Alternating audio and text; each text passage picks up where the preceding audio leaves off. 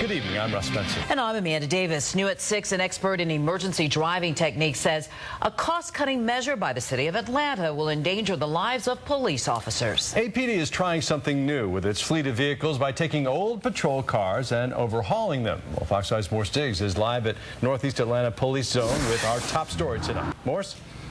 Russ, we can show you what we're talking about. Behind me is Zone 2's in Buckhead, the reconditioned vehicle given to this precinct.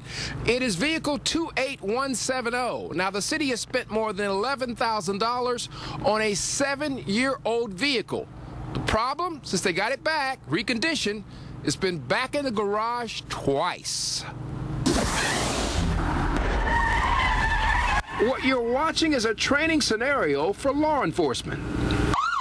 But in a real situation, the driver and his equipment must both perform to keep the officer safe and anyone near that speeding cruiser safe as well. It's a recipe for disaster. Bud Watson, a former APD supervisor, is talking about the city of Atlanta's decision to recondition some of its fleet, like this 2005 model with more than 150,000 miles. It puts officers' lives in danger. It puts the general public in danger. His concern, a cop may not be able to count on a refurbished vehicle, especially at 90 miles an hour.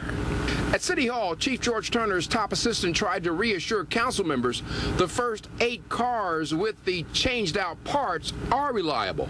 The cost for each redo, $11,200, significantly cheaper than buying new.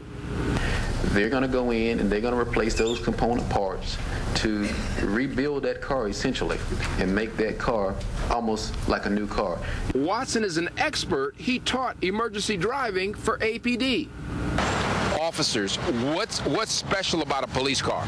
Well, I mean, most police cars have stiffer suspensions, and officers, responding to emergency calls rely on that suspension because the vehicle has certain dynamics that if all of the parts are not working in conjunction with one another, you're looking for a tragedy to happen.